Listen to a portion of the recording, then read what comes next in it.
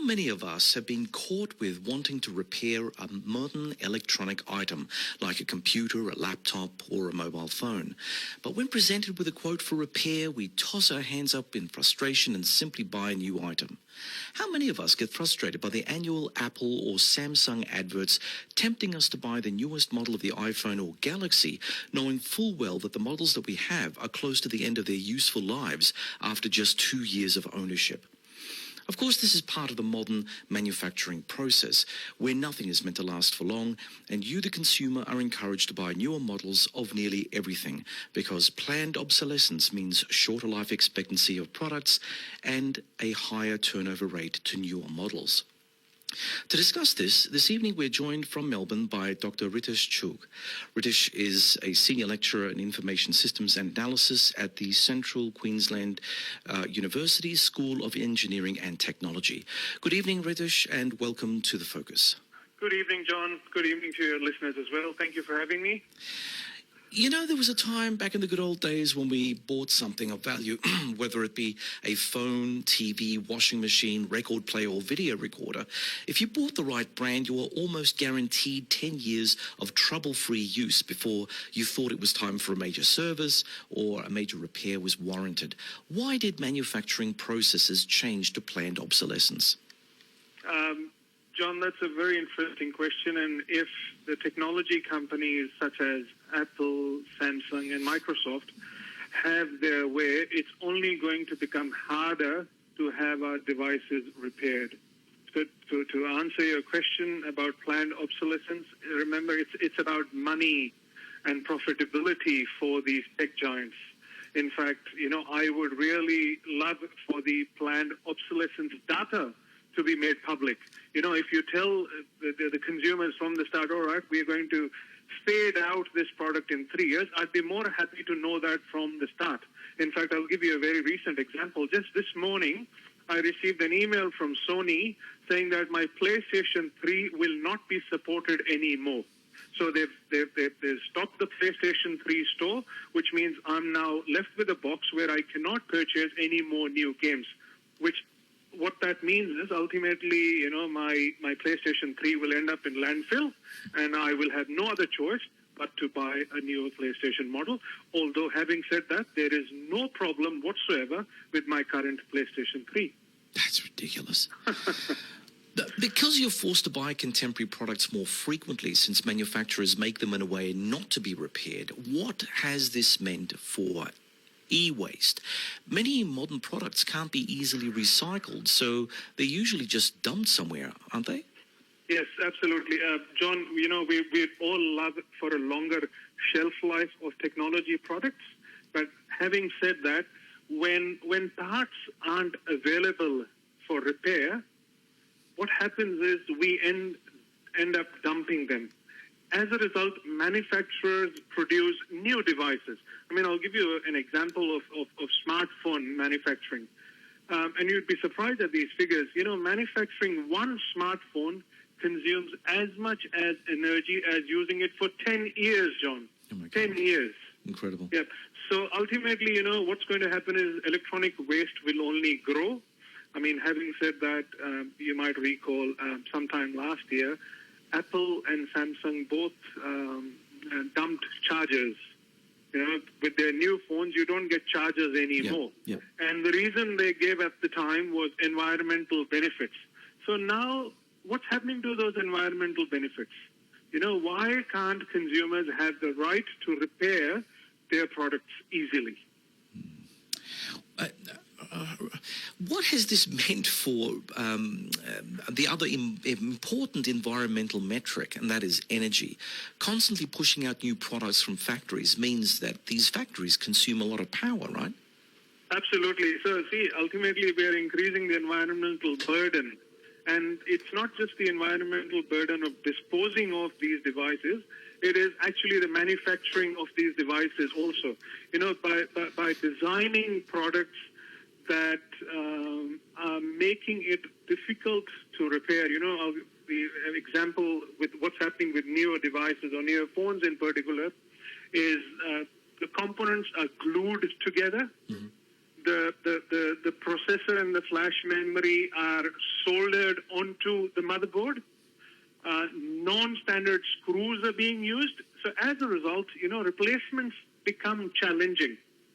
And we have no other choice but to dump the devices. And I mean, having said that, if we take our Apple phone to the authorized Apple center, the screen for an iPhone 12 costs upward of $360 to fix. $360 for a screen. But having said that, if the spare parts were easily available through third-party repairers, this problem wouldn't have been as much. But there's a catch. John, yesterday, Apple has announced that they will... So they already have what's called an independent repair provider program in the United States and Europe. So far, they only offer that program in 32 countries. Yesterday, they've announced that program and said it will extend it to Australia and New Zealand also. So what the program entails is that certain parts will be available through independent repair shops. However, the catch is those independent repair shops can only use spare parts that are provided by Apple. So cost again is going to be an issue. Our problem is the cost itself. Why can't we use products or spare parts that are manufactured by third-party providers rather than using, these tech giants' spare parts? Oh, dear God. Ritesh, this is a subject matter that gets me very hot under the collar. But anyway, what are some of the tricks that major companies use to justify planned obsolescence? What they are actually saying, they don't want us to go to third-party repairers because they're saying third-party repairers use lower quality parts. And if we've gone to a third-party provider, it's also possible that our device, the security of our devices can be compromised. Now, when you talk of planned obsolescence, my take always on that has been you tell the customers from the start that this is the shelf life of your product. So we are prepared from the start that, all right, I'm going to get whether it's a washing machine, whether it's a fridge, or whether it's a smartphone, that I'm going to have it for X years, and after that, I will be left with no choice but to replace it. I mean, I gave you the example of my PlayStation 3. I was happy with my PlayStation 3. It had no problems whatsoever, John. But then this morning, all of a sudden now, I'm faced with nearly another $600 because, the support has been pulled. Well, Ritesh, as a consumer, I like the idea of having a return on my investment. If I'm spending a couple $1,000s on a new iPhone, I'd like to think that over a period of, say, 10 years, then thinking about, getting a new handset would be a reasonable proposition. But, we're being denied this entirely. We have, yes. In fact, there is a company called Fairphone. Now, Fairphone doesn't sell in Australia, but they sell their phones in Europe. And the good thing with their phones is they use what they call ethical manufacturing, and also the spare parts are easily available and interchangeable, which is a good thing with Fairphone. In fact, I wrote an article in the conversation, and I had a person write to me afterwards saying, why didn't you mention about Fairphone in it? And my take was, the problem is it isn't available or readily available in Australia unless I ask a friend to buy it for me and send it. And then again, if there is ever a problem, I'm stuck with the problem of spare parts because the parts aren't available here. I'm John Bruni, and you're listening to The Focus on Radio Adelaide, and we're speaking to Ritesh Chugh on the right to repair your digital products. Has there been any consumer backlash in Australia because of this? Oh, yes, John. The consumer backlash has been big.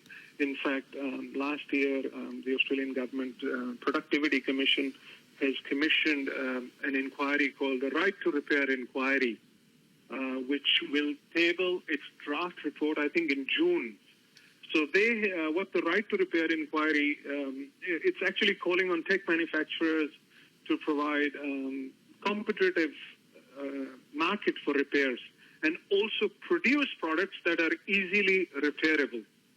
And I mean, firstly, I think it's important for me to actually define what the right to repair means. I mean, it sounds simplistic. The right to repair is the ability to have products repaired at a competitive price. So pricing is important, and that also includes the ability to choose a repairer rather than being forced to use, Apple's services for that matter, or it could be any other manufacturer, John. Most often what happens is we tend to focus on technology manufacturers, but we forget, think of your washing machine. Think of, the example of John Deere. John Deere in America has been opposing the right to repair because, for them it's money, their tractors, they make money off repairs. And because the diagnostic software isn't easily available, the repairs by independent third-party providers becomes very difficult. I mean, it's the same with new cars, If you bought a new Audi or a BMW, you take it to an independent repairer, it's very difficult because they don't have access to diagnostic software. So, Ritesh, how do you think this right to repair is going to go? Do you think that it's going to end up being very successful? I know that there's been a push in the US, Europe and the UK to have similar sort of inquiries. Will it get traction? I am very positive it'll get traction. And in fact, if you really ask me, I think even what Apple has recently done over the last couple of days, where they've announced that the independent repair provider program has extended to Australia and New Zealand, let's say it's because of that push. I mean, having said that, the right to repair is actively being lobbied in the United States. There's over 20 states in the US that are lobbying it. It was recently passed in Massachusetts. It's passed the European Union, so, legislative reforms have already been introduced in the European Union, and in Britain, they will be introduced in June. Okay. So I'm sure there will be positive outcomes when the draft report is tabled here later this year in Australia, and we should see some positive outcomes from it. So fingers crossed. Ritesh, fingers crossed. Thanks for joining us on The Focus. Thank you so much for having me, John. No problems. Thank you. Central University of Queensland, Dr. Ritesh Chugh. Oh, for the day that I can own my current spec iPhone for 10 years, reliable usage. Coming up next.